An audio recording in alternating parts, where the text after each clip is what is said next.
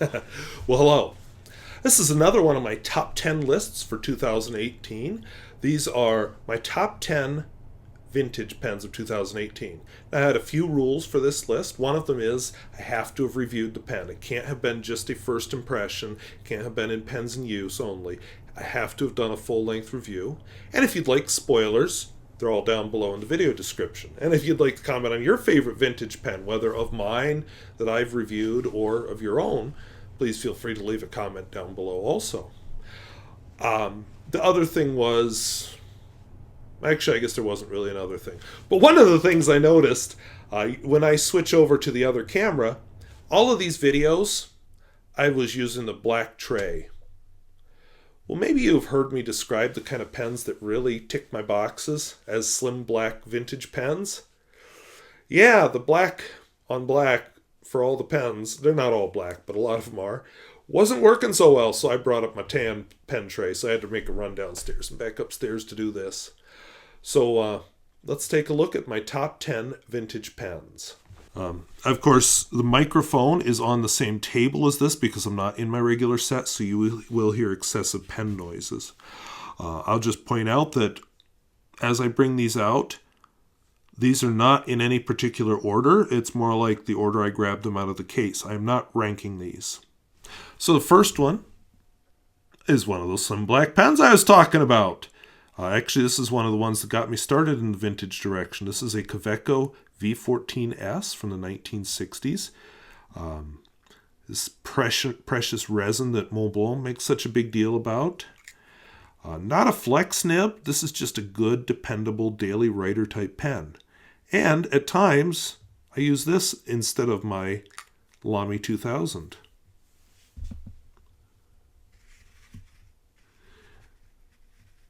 And we could almost say this is where it all started, where I really got that interest in vintage pens. Nobody's surprised at this next pen I'm going to show you. A Centropen 100820. This is one of those exclusive pens for the Communist Party upper level people. Gorgeous celluloid, piston filler. The nib is incredible. It's almost like using a paintbrush. And the pen is so gorgeous. Just an incredible celluloid. This really got me going in the direction of these lesser known brands because Centropen, well, that's based in Czechoslovakia, which no longer exists. Now, I got in a little trouble recently for mentioning the Czech Republic and not mentioning that there's also a Slovak Republic, because Czechoslovakia is made of two countries. But Centropen is located in the Czech Republic, so that's why Czech Republic gets all my attention. But as I told that person, I'll just put it out there. If anybody knows of any pens made in the Slovak Republic or maybe known as Slovakia, I'd love to know about them because that's what I enjoy are these lesser known, especially Central European brands. And so there is where that interest got started. Now, it's not just Central Europe. Here is one from very northern Europe. This is from Norway. This is a Pon 52, made in Norway. Button filler pen. Can you make that out? The lighting here isn't quite as good as my regular set. Very, very flexible nib. Very nice writer. Just all in all, a great, great pen. Quality feel. It doesn't look like much. But again, I'm the guy who likes these slim black vintage pens. And it's from Norway. Sadly, Pon is no longer with us. But they produced some nice pens in their time. I have 2 Pons in my collection. My next one comes from the Netherlands. I got a lot of help from a viewer on this one this summer. This is a Cora, probably made by Kaweco, but has an incredibly flexible nib. Piston filler.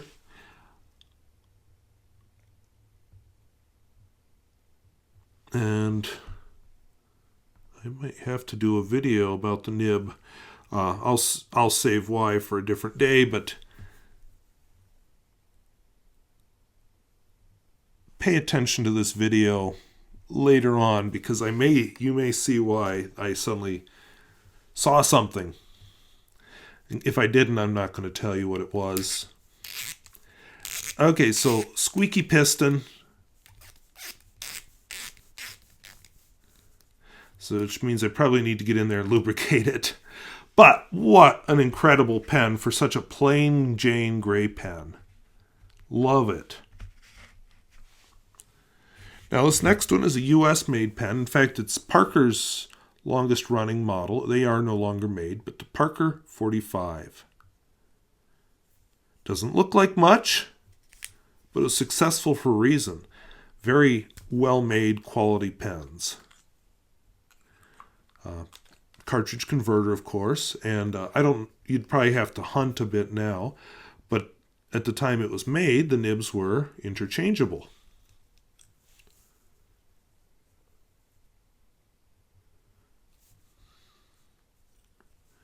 Which I find interesting, and they used to have quite the selection of nibs available.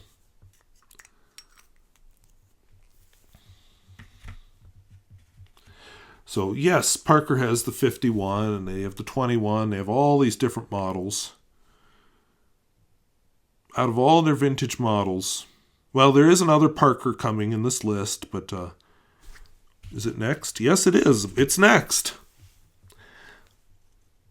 Now, when I reviewed this one originally, I misidentified it as a Parker Challenger. It's actually a Parker Duofold. Now, I own several Parker Duofolds, so why this one? Because it was such a surprisingly nice writer. This is a economy Duofold. You know, as they were transitioning to other pens, this is what they released. And it writes not amazingly, not a flex nib, not anything like that, but it writes well. What more can you ask? So, I don't know. I was thrilled by it. And that slim black pen thing didn't hurt at all. I keep thinking, oh, too bad this guy isn't slim black. Now, my next two pens come from the same manufacturer at different times. Wonderful surprise from the former Yugoslavia, the Croatia part. This is a TOZ Penkala. Has an incredible flexible nib. Writing with this pen is just plain fun. I mean, it's a little nib, but it's fun. Pen has to be posted, which is usually not what I'm into, but I don't know. That pen clicked every single box and then some for me. Now, its companion comes from the communist era, Freudian slip. This is a TOZ Penkala Rex. This is probably from the 50s or 60s. Another one with very flexible nib, but what was kind of catching my attention there is that nib. And I'm just curious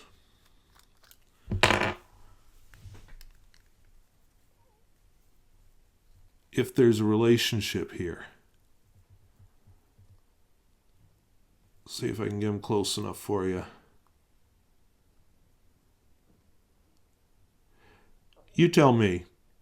I know that the TOZ Penkala has a Bach nib, and I kind of have a strong feeling so does the Cora.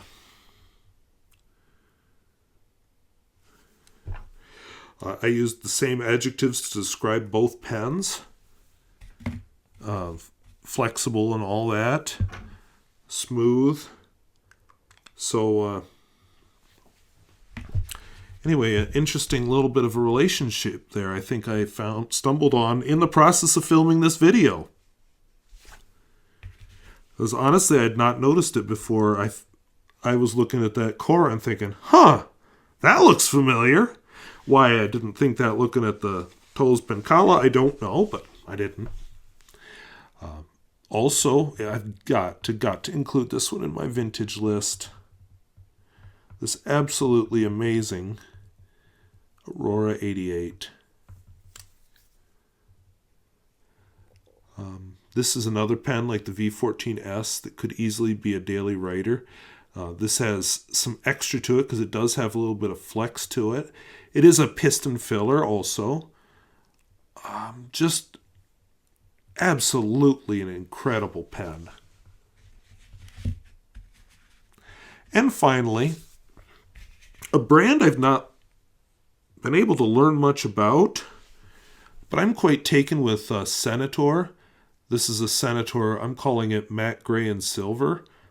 I don't know its model. I've not been able to find information on models. Probably from the 60s or 70s. It's got a kind of a nice plastic, a little bit more forgiving than some. Again, not a flex nib or anything. I do have Senators with flex nibs, but just a quality, everyday writing experience. And isn't that what it's all about?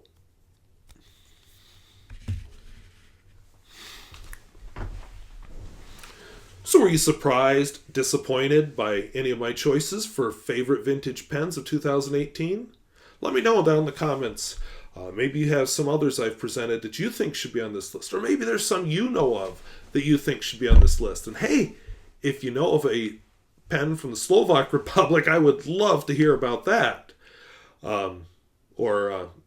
Romanian or any of these other Central European countries that I haven't found pens from yet. I just learned about a new Hungarian brand, but I can't figure out how to pronounce it, so I'm not going to try, but it's a long Hungarian name. So, excuse me. So anyway, if videos like this interest you, where I talk about fountain pens, both new and old and at all price points, I would invite you to subscribe. And feel free to leave a comment about any of these pens. Links to the reviews of all of them are provided down below in the video description, so happy watching and Happy New Year.